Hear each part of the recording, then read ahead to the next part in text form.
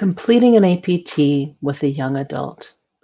When we complete an assessment and planning tool with a young adult, it's really different than when we're completing one with a caregiver for their youth. We can talk with the young adult through that conversation about the APT, about their goals, and doing treatment planning with them, what they want to work on. So when we do the APT, we complete 3 lists. The first is unhelpful behaviors or challenging behaviors. The second is problems to be solved, and the third is thinking skills. So when we're completing the unhelpful behaviors list, we want to think about what do we include there. And so I want to talk first about what not included, what you should not include on the unhelpful or challenging behaviors list. Thoughts and feelings should not be included on the challenging or unhelpful behaviors list. Thoughts and feelings are not behaviors. They're internal, and behaviors are something that you can see usually. And so thoughts and feelings can lead to unhelpful behaviors, but they're not the behaviors themselves. Expectations are not challenging behaviors. Completing an expectation, like being on time for work, that's an expectation. Doing an expectation, being on time for work, um, is a good behavior, right? Is a positive behavior. It's not a challenging behavior. Not being on time for work, being late for work would be the challenging or unhelpful behavior. So the expectation itself in the positive is not the challenging behavior, but not doing the expectation may be the challenging behavior. Triggers are not challenging behaviors. Triggers, again, can lead to challenging behaviors, but they're something usually external. They can be internal, like thoughts or feelings can be triggers, but triggers are not the behaviors themselves. They just spark the behaviors. And then lastly, lagging skills are not behaviors. Neurocognitive skills that are that are poor, lagging skills, are again things that contribute to challenging behaviors or unhelpful behaviors, but they are not the behaviors themselves. So if you see any of these things showing up on your behaviors list, you need to flag that and think about, okay, what is the behavior that this thing is leading to, rather than putting the thing itself. So, what are challenging or unhelpful behaviors? So, for young people, we define this as behaviors, which are actions or inactions, right? Not doing something that get in the way of the young adult accomplishing their personal goals or accomplishing expectations that they have of themselves or that other people have of them, or of handling a trigger. So, and these are all unhelpful behaviors. And we use that word, we actually added that word unhelpful behavior, rather than just having challenging behavior, because for our young adults, it's more often a behavior that is impacting them instead of someone else. It's unhelpful to them that they have this behavior. So a challenging behavior is a behavior that is hard for somebody else, right? Behavior that's challenging to others. And they may have those too. So we want to include that here. So you can ask, what are some things that you do that you wish you didn't do? Or that other people wish you didn't do? You could ask that too. So that's a good way to get at, to have that conversation about what are the unhelpful or challenging behaviors for that young person. And remember that the behaviors that they have are their best solutions right now. Their best solutions in the moment. It's not what we'd like them to do. It's getting in the way. It's unhelpful in some way, but it's their best attempt to address whatever concern is coming up for them right then. So our job ultimately will be to help them think of a different solution. Um, but some of their behaviors, some of their unhelpful behaviors may be things that actually help them in some way. They may be coping skills that they have. They may be unhealthy coping skills, or coping skills that aren't really needed anymore in their current situation, but were needed in a past situation. But they are, currently not doing them as much good as we want them to. So why do we make this list with them of unhelpful behaviors? Well, the first reason is to raise their awareness of their behaviors. For some young people, they're pretty self-aware and they can name what's going on for them, what they wish they didn't do pretty easily. But for a lot of our young people, they don't have a great awareness, and that has to do with some of their lagging skills. They don't have a great awareness of their behaviors or of how their behaviors might be, impacting other people. So this is a way to think about that in a non-judgmental setting, right? In a non-judgmental conversation. It also gives us a sense of the severity of the behavior. If we can, just talk through a little specifics about what the behavior is, what's going on, right, that they wish they didn't do, it can help us put together safety plans with them if the behavior indeed is something that is hurting them or hurting somebody else. If it needs some safety planning around it. And then finally, these behaviors give us a starting point to identify what the problems to be solved are. So we're going to talk about that in just a minute. So the assessment and planning tool, the APT, that you'll find in Guidetree, the first section there, of course, is the unhelpful or challenging behaviors, and it has prompts there um, that that prompt you to consider all 5 systems. And so we really want to think about this as a systemic assessment and think about, okay, what's going on at home, what's going on at school or at work, what's going on with peers, and what's going on in the community setting. And then if your young adult is still living at home, living with a family member, or has a lot of interaction with a family member, you also want to consider that family system. And if there's any unhelpful behaviors that family members may have that are impacting the youth and that you want to focus on in treatment. So we want to get as specific as we can with the unhelpful behaviors, just so we can get a clear idea. It should give us a picture of what's going on with the young person. So I'm going to give you some examples of poor, behaviors, and then of a better way to state the behaviors for the APT. So first, verbal aggression. So this is an example of something that is really vague, really general, right? Verbal aggression can mean all kinds of things. So we want to get a little more specific about what it is. What does that look like? Right? That's usually the question that I ask when it's something that's really general. What does that look like? Tell me what that looks like. And so for this young person, maybe it's they're yelling at their roommates. That's the verbal aggression. So that's better. That's more specific. That gives us a picture of what's going on. Procrastination, again, general. Again, not specific enough. It could mean a lot of different, you could procrastinate about a lot of different things. So what does that look like?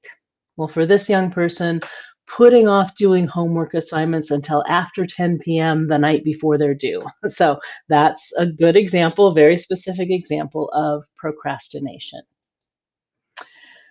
Skips math class when there is a test scheduled. So this is an example, we see this a lot where people combine the behavior and the problem to be solved, right? What's triggering the behavior or the situation. And so we want to disentangle those and make sure that we have just the behavior in the behavior list and then put that problem to be solved in the second list, in the problems to be solved list.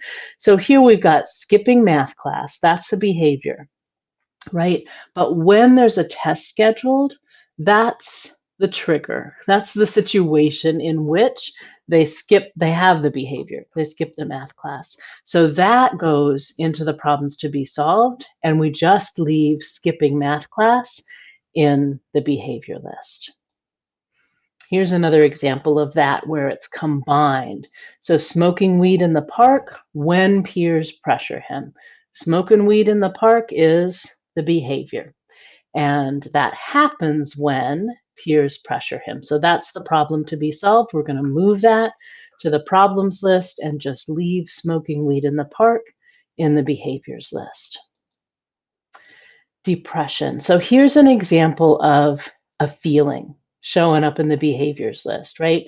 Depression is a feeling or a set of feelings, and it doesn't really tell us what's happening. It's not something you can see. And so we want to ask, what does that look like? What is the person doing that tells you that they're depressed? So in this case, maybe the person's isolating in her room. So that's a behavior, isolating in her room, and that is what we want to see on the behavior list. Here's an example of a thought. Doesn't agree with workplace rules. So again, that's not a behavior, that's not something they're actually doing, it's something they're thinking. And so we want to ask, what does that look like? What are they doing that tells you they don't agree with the workplace rules? So they're not covering their tattoos at work. That's the rule. At their work, you have to cover your tattoos, and they're not doing it. That's the behavior, right? So hopefully that helps to clarify how you get specific behaviors, but also avoid those things that I said were not behaviors and shouldn't be on the list. Okay, so let's move to the second list, the problems to be solved list. So what is a problem to be solved? This can be defined in a lot of different things are problems to be solved. And basically a problem to be solved is a tough situation, something that the person struggles with in some way. So, unmet expectations is one category of problems to be solved. And they can be expectations that the young person has for themselves or expectations that others have of them that they're struggling to meet. So here's some examples. Remembering to pay the bills by the due date. That's an expectation that they have for themselves, hopefully, and that others have for them, right? Waking up on time is an expectation. Meeting with their sponsor is an expectation. Meeting with their specialist is an expectation, right? So any of those things, if they're not doing them, are problems to be solved. If they're doing them, great. They're not, don't put them in the APT. We don't have to work on them. But the unmet expectations are problems to be solved. Another category for young adults, especially, this doesn't show up as much when we're doing APTs for young people under 18. But for young adults, their goals are problems to be solved. Anything that we are going to work on with them in treatment should go on the problems to be solved list. So a lot of times, a lot of those problems to be solved are actually just going to be their goals, the things that they want to work on, that they want to accomplish, with our help while they're in treatment. So maybe they want to get their own place and move out of wherever they are. Maybe they want to get a job. Maybe they want to get their driver's permit. Any of those things, goals can be problems to be solved. And then the last category I would mention is triggers. And so, is there anything that is triggering the young adult to engage in an unhelpful behavior, right? Is there anything that's dysregulating to them?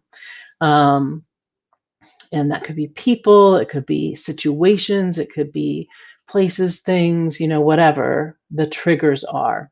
So, unmet expectations, goals, and triggers are three things that you can consider as you're making that problems to be solved list. So here's some ways to, kind of get at the specific problems to be solved. One thing you can do is take the behavior list that you just made and work backwards from each of those behaviors that you've put on that list. And just ask yourself, for that behavior, in what situation does that behavior happen, right?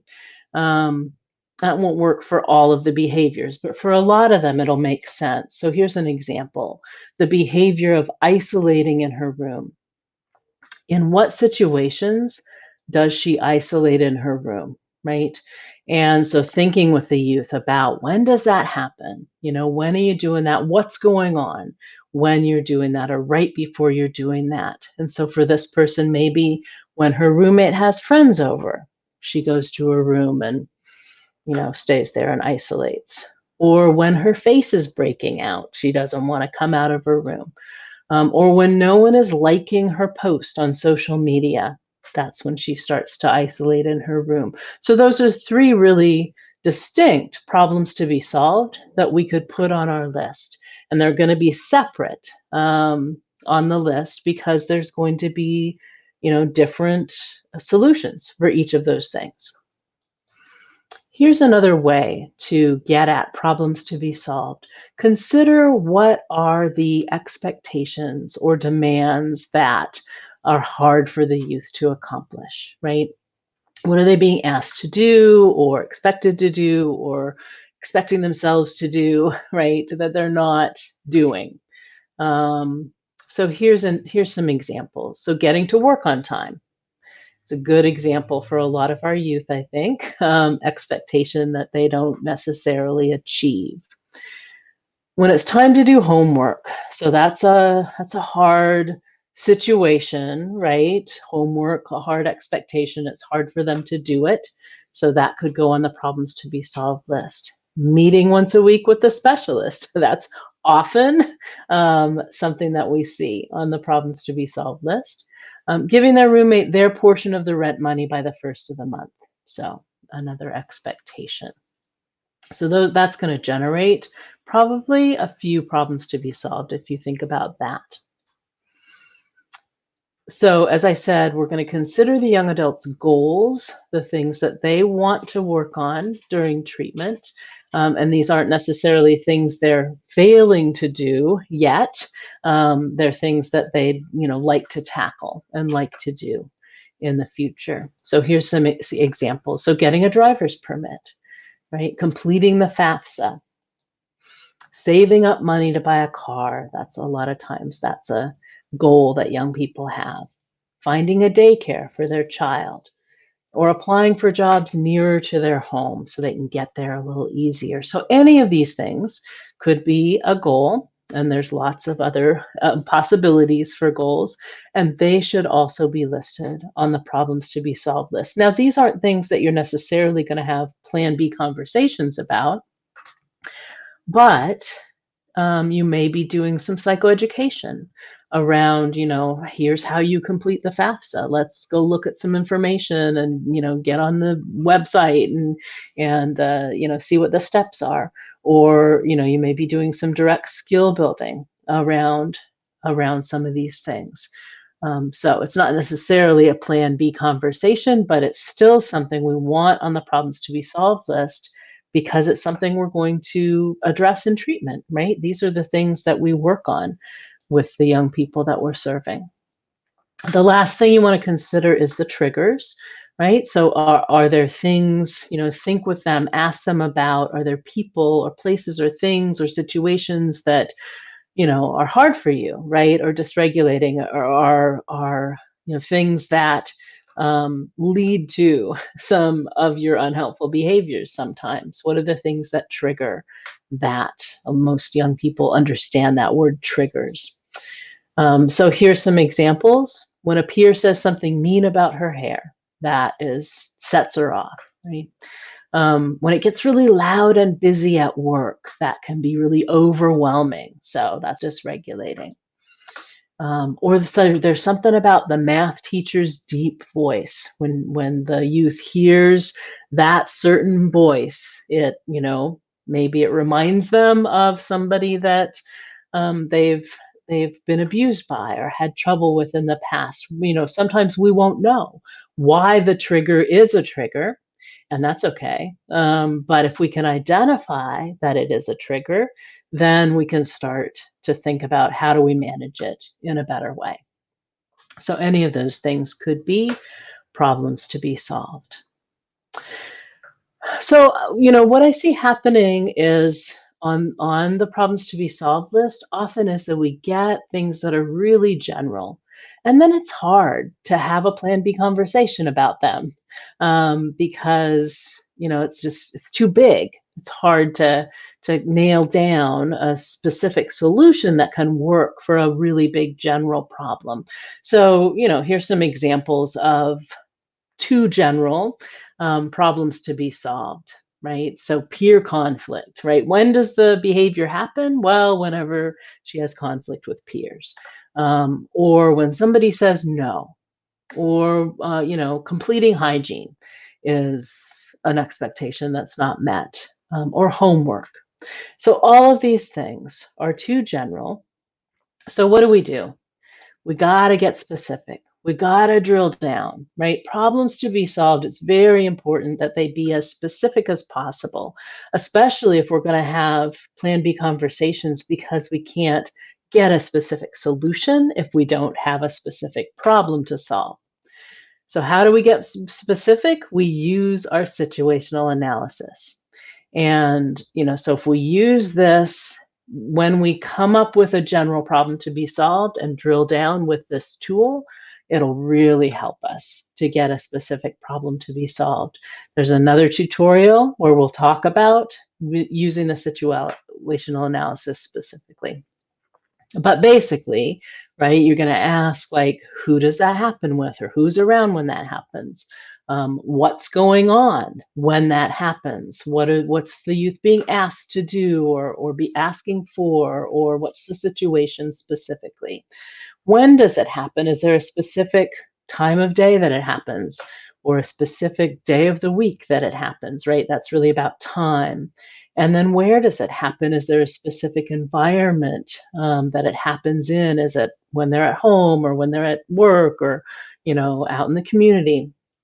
That kind of thing. And then, of course, your whys on the situational analysis will give you some different kind of information. But basically, the more of that who, what, when, and where information you have in a problem to be solved, in each problem to be solved, the more specific it will be. So let's look at some examples. So I'm going to give you a general problem to be solved, and then we're going to think about how could we make that more specific? What would it look like? So that first example of peer conflict, right? You ask some questions about which peers are they having conflict with, right? What's the conflict about? What's going on? When is that happening? Where is that happening? So maybe we find out that when a specific peer, and we could name the peer here, calls him a sissy when they're shooting baskets at the park. That's a much more specific problem to be solved because we've got the who, we've got this specific peer, we've got the what, calling him a sissy when they're shooting baskets, and at the park is the where.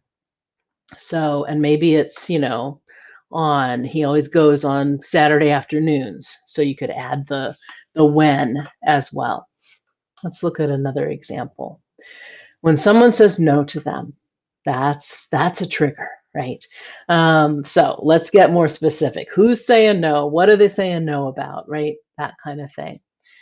So when her boss says she can't have Saturday off next week, that's a specific problem to be solved. We've got the who, her boss. We've got the what. She can't have, Saturday off. And kind of the when too, the next week Saturday.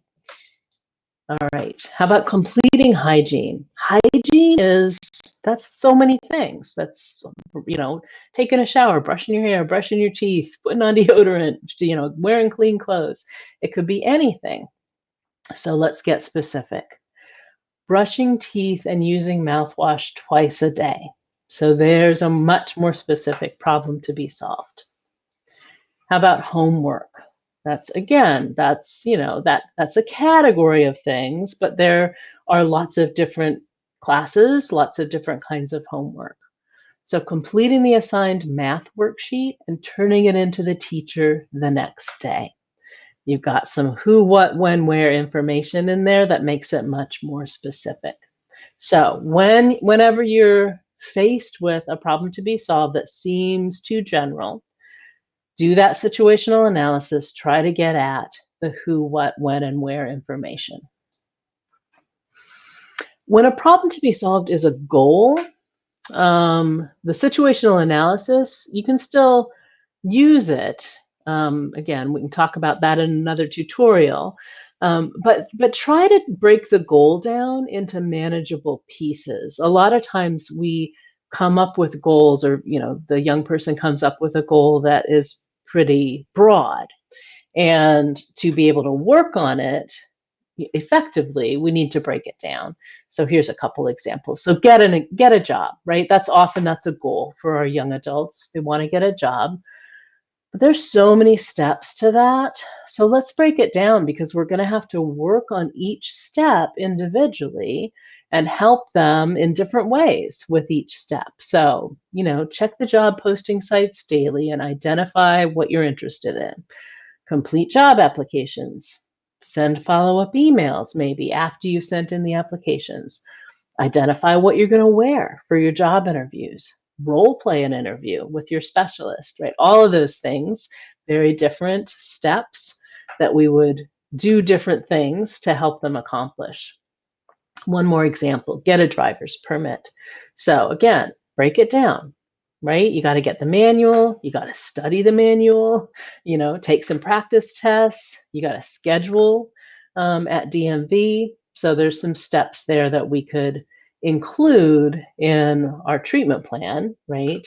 And help the young person with. So here's the problems to be solved section in the APT. And we're just focusing on the right hand or the left hand side now, right? Just the list of problems to be solved. But make sure again, and there's prompts here to tell you this, to consider problems to be solved in all 5 systems. So, at home with peers, or, at school or work, and in the community. And again, if there's family involved, we want to think about, are there problems to be solved that family members need to work on, or that you could assist them with during treatment as well.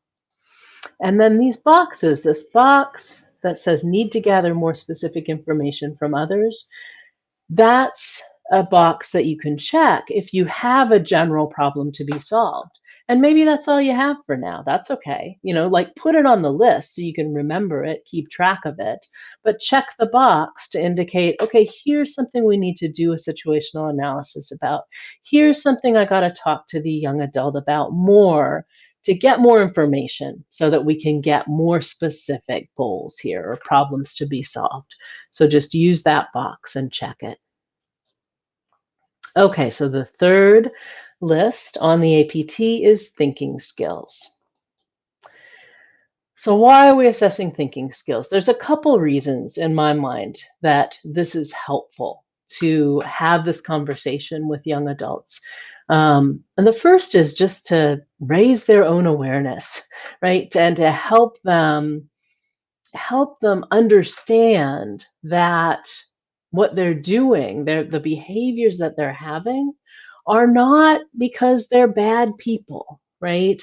Are not because they're lazy or dumb or whatever conventional wisdom messages they've gotten from other people in their lives, probably for years, about the behaviors that they have, right? We want to help them shift their mindset to understand that, they'd do well if they could, that it's about skills, not will. Not It's not that they don't want to do well, right? They of course they want to do well.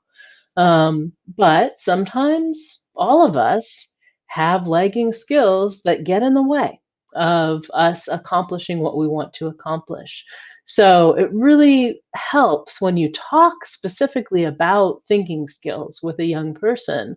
It helps raise their awareness of, oh, maybe I'm, failing at this. Maybe I'm not doing well at this because I have these lagging skills, right? And not because of other conventional wisdom reasons. And the other thing is that when we can identify what the specific lagging skills are for that young adult, we can talk with them about, okay, how can we support you around that? How can you support yourself around that specific skill? How can you scaffold around that skill until you can build it, right? And there's lots of things that we all do every day to, kind of prop ourselves up around our lagging skills. And so, having that conversation and thinking with the young adult about that can be really useful and helpful for them. So, how do we know what lagging skills are? What thinking skills are lagging for that young person? The most helpful thing we can do is work backwards from whatever problems to be solved we've identified and ask the young person, right? Look at each problem to be solved and say, okay, what skills do you wish you had that would help you manage this problem better? And so that's not so much for the goals that they have, because the goals are something they haven't tried yet, right? They haven't failed to do those yet. But it's the others, it's the unmet expectations and the triggers, the hard situations that we're looking at with them and saying, okay, how could that have gone better? What skills would have helped you make that go better? There's another tool that's called the Thinking Skills Inventory for Youth and Young Adults, TSIYYA. That's it's in GuideTree. And there's another tutorial, another CPS tutorial that talks specifically about that, but that's kind of a simpler version of the thinking skills list that we have on the APT that is specifically developed for using with young adults. So I encourage you to look at that as well. But you can use either one. It's the same basic skills and categories of skills. So I want to give you some examples of how to do this, how to take a problem to be solved and think about, okay, what are the lagging skills that I wish, that are coming into play the most, the lagging skills for this person. So for this first, problem, when a peer calls him a sissy when they're shooting baskets in the park. Okay, what skills do I wish he had that he could handle that better? And I'll say, for different young adults, it's going to be different skills, right? Depending on how that affects them and what they do, what their behavior is. But so, say maybe for this young person, handling feelings when angry or frustrated is something that he's not doing very well when this happens, right? And so he's getting angry and frustrated, and then he's acting out around those feelings. That's when the behaviors are coming up. He's not managing those feelings well. Also, another one, pausing before he responds. So that impulse control is not there. And so he gets angry and frustrated and he can't manage it. And then he, hits somebody or whatever he does.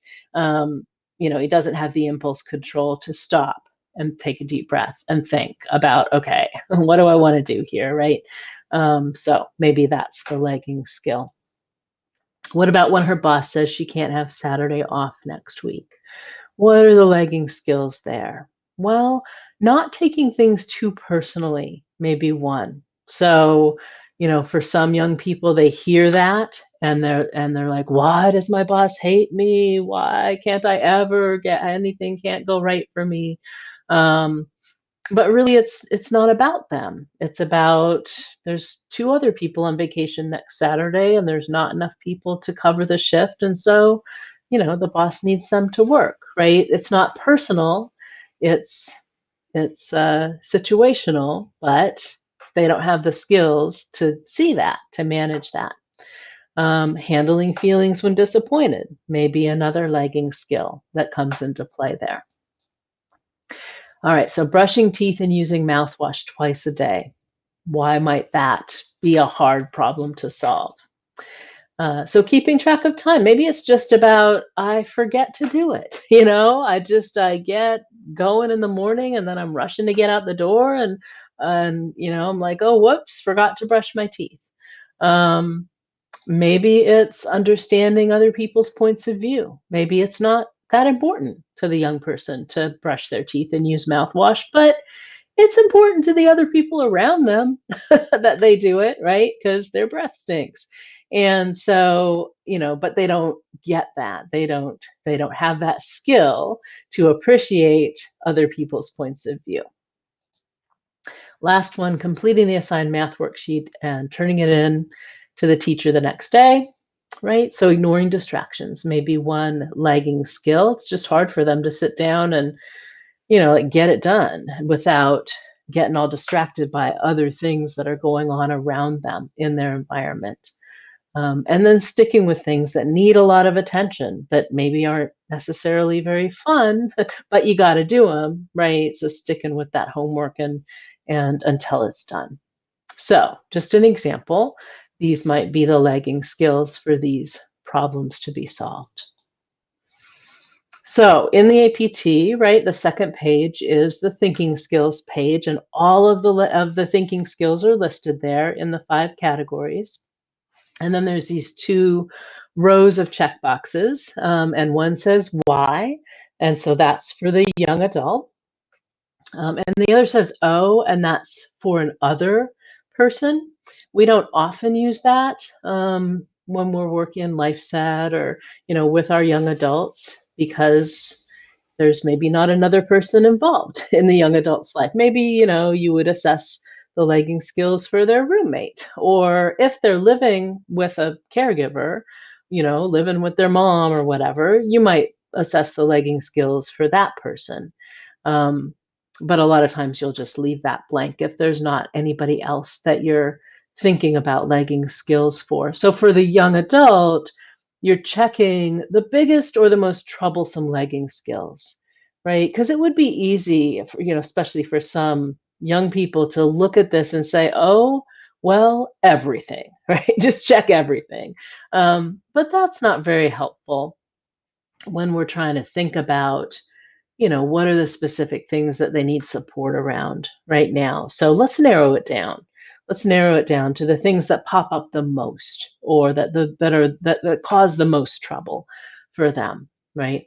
And then if you do use the O column, there's a space there, O equals blank to write in. If it's mom, then you're just going to put mom there just so we can understand who that's for. All right, so that's how you complete an APT with a young adult. Hopefully this has been helpful.